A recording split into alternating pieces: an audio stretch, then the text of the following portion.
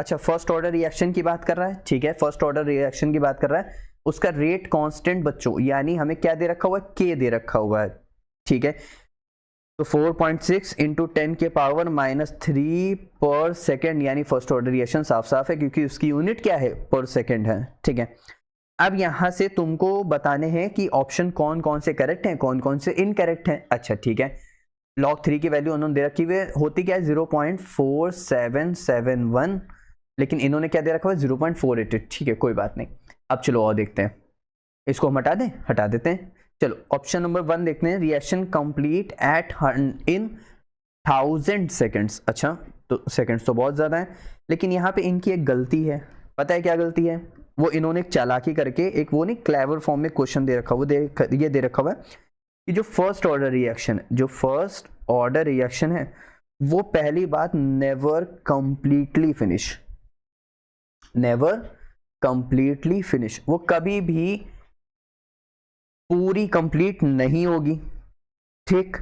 हम लोग ऐसा समझते हैं कि वो कंप्लीट हो सकती है लेकिन वो कभी कंप्लीट नहीं हो सकती, तो ये स्टेटमेंट अपने आप में ही रॉन्ग हो गया, तो ए तो हमारे पास क्या हो गया, गलत हो गया। अच्छे, the reaction as a half of 500 second. अच्छा 500 सेकेंड यानी यहाँ पे हाफ रिएक्शन, यानी यहाँ पे टी हाफ की बात कर रहा है, t half is equal to 0.693 divided by के।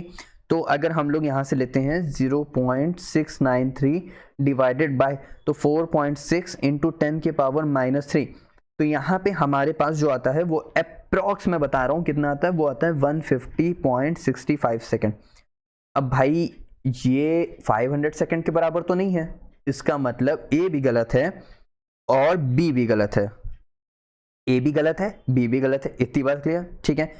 अब हम देख रहे हैं टाइम रिक्वायर्ड पहले 10% कंप्लीट हो रही है, फिर 90% कंप्लीट हो रही है, और कह रहा है जब टाइम रिक्वायर्ड 10% कंप्लीशन है तो 25 टाइम्स रिक्वायर्ड है 90% कंप्लीशन का, क्या ऐसा है? और चलो देख लेते हैं, तो हमारे पास हम इसको कैसे लिख सकते हैं, इसको मैं हटा दूं बच्चों, चलो मैं हटा देता हूं। अब तुमको फर्स्ट ऑर्डर रिएक्शन पता है, फर्स्ट ऑर्डर रिएक्शन कौन कौन सी हमारे पास होती है, हम लोग ने टी हाफ वाली देख ली है, इंटीग्रेटेड रेट लॉ होता है, और हमारे पास होता है 2.303 डिवाइडेड बाय के लॉग ए अपॉन ए माइनस एक्स। ए हमारे पास कितना हो जाएगा 100 माइनस एक्स, यानी पहले 10% है तो पहले 10% निकल गया।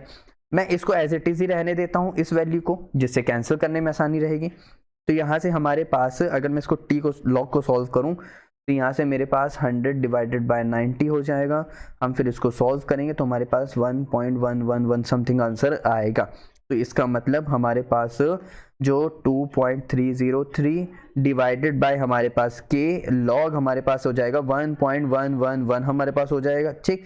अगर अब हम लोग 90% लेते हैं तो 90% के अकॉर्डिंग ऊपर 100 अपॉन में 100 माइनस 90 तो 10, यानी log 10 आ गया, तो log 10 की वैल्यू होती है 1, ठीक। तो यानी हमारे पास जो दूसरी क्वेश्चन आएगी वो 2.303 के बस इतनी रह जाएगी और इनटू में 1 हो जाएगा। अब इसको हम लोग क्या करते हैं, रेशियो निकाल लेते हैं। रेशियो हम लोग क्या करते हैं, ऊपर 10% का ले लेते हैं, नीचे हम लोग 90% का ले लेते हैं।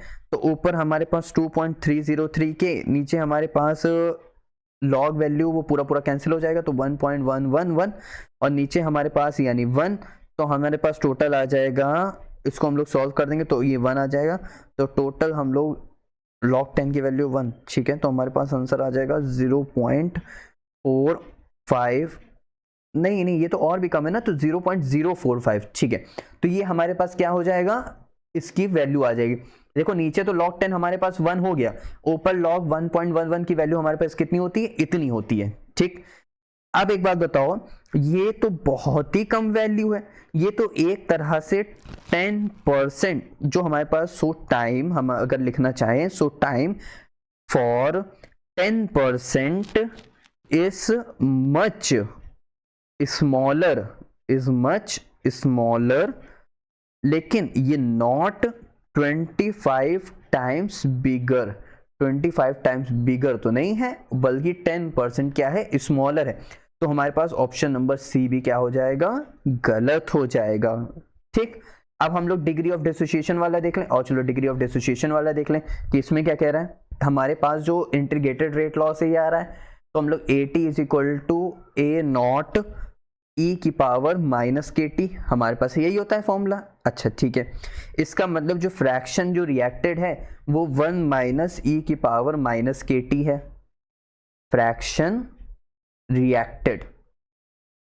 अब तुम सोच रहे होगे कि ये डायरेक्टली मैंने कैसे बता दिया, ऐसा कैसे हो सकता है। चलो अच्छा, मैं तुमको थोड़ा सा एक्सप्लेन कर देता हूँ कि कैसे हो रहा होगा। यहाँ पे एक बात बताओ कि ये यहाँ पे हमारे पास मान लेते हैं हम ए से प्रोडक्ट बना रहे हैं, ठीक। अगर मान लेते हैं कि एट टाइम टी पे हम कुछ अल्फा वाले जो हमारे मोल्स हैं वो रिएक्ट कर गए होंगे और कुछ बच गए होंगे, ठीक। तो हमारे पास जो ए रिएक्ट हुआ होगा वो अल्फा होगा, ठीक। जो बच गया होगा वो 1 माइनस अल्फा होगा, क्योंकि मैंने कहा था ना पहले स्टार्टिंग में कि रिएक्शन कभी भी 100% कंप्लीट नहीं होती फर्स्ट ऑर्डर में। तो 1 माइनस अल्फा क्या होगा, बच गया होगा। इसका मतलब ये ए जो है हमारे पास रिएक्टेड है और ये जो ए है वो हमारे पास क्या हो जाएगा, रिमेनिंग हो जाएगा। इतनी बात समझ गए? अच्छा ठीक है। इसका मतलब अगर तुम यहां से जो फर्स्ट ऑर्डर का अगर जब तुम फॉर्मूला लिखोगे तो हमारे पास क्या होता है, यहाँ पे टाइम टी पे इज इक्वल टू यहाँ पे ए नॉट पे और यहाँ पे हमारे पास क्या होता है, ई माइनस के टी होता है, ठीक। अच्छा इतनी बात तुम समझ गए। इसका मतलब जो अमाउंट जो ए टी है आफ्टर टाइम टी है और जो ए नॉट है वो इनिशियल कंसंट्रेशन, उसको हम लोग 1 मोल मान के चल सकते हैं। तो इसका मतलब हमारे पास क्या हो जाएगा, A T is equal to e की पावर माइनस के टी हो जाएगा। ये भी बहुत इजी हो गया। तो इसका मतलब जो मेरे पास जो रिमेनिंग ए जो बचा होगा, रिमेनिंग ए जो आखिरी की बात कर रहे हैं वो ए इज इक्वल टू ई की पावर माइनस के टी बचा होगा। भाई इतनी बात तो समझ सकते हो ना पक्का अच्छे से। और जो मेरे पास जो रिएक्टेड होगा, रिएक्टेड मेरे पास कितना हो जाएगा, ए की पावर मतलब ए 1 माइनस ई की पावर माइनस के टी। तो हमारे पास इसका मतलब जो डिग्री ऑफ डिसोसिएशन होगा, जो अल्फा यानी डिग्री ऑफ डिसोसिएशन होगा वो रिएक्टेड फ्रैक्शन के क्या हो जाएगा, बराबर हो जाएगा। अगर उसके बराबर हो गया तो इसका मतलब alpha is equal to 1 minus e की पावर माइनस का के टी। अब समझ आया? देखो हम लोग ने कुछ नहीं किया, हम लोग ने जैसे फॉर्मूला था हम लोग ने वैसे ही लिया, उसको हम लोग ने क्या किया, 1 मोल्स में कंसीडर किया, ठीक है। तो ये हमारे पास 1 मोल तो वो चला गया, रिमेनिंग हमारे पास ई की पावर इतना बच रहा था। भाई हमारे पास जो 8 उसकी बात कर रहे थे, तो जो रिएक्टेड था उसमें से कितना निकल गया होगा, तो 1 माइनस निकल गया होगा। इसका मतलब जो रिएक्टेड फ्रैक्शन है और अल्फा है वो दोनों बराबर है। तो हमारे पास आखिरी में इक्वेशन की सॉल्व होके आ जाती है। तो इसका मतलब हमारे पास यहां से जो ऑप्शन नंबर जो डी है वो तो करेक्ट हो जाता है, ठीक है। अब यहाँ पे हमारे पास एक लास्ट में क्या कह रहा है, the rate and the rate constant have the same unit. ये तो एकदम ही गलत हो गया भाई। रेट क्या होता है, हमारे पास रिएक्टेंट हो प्रोडक्ट हो, कॉन्सेंट्रेशन टाइम टी के हिसाब से चलता है।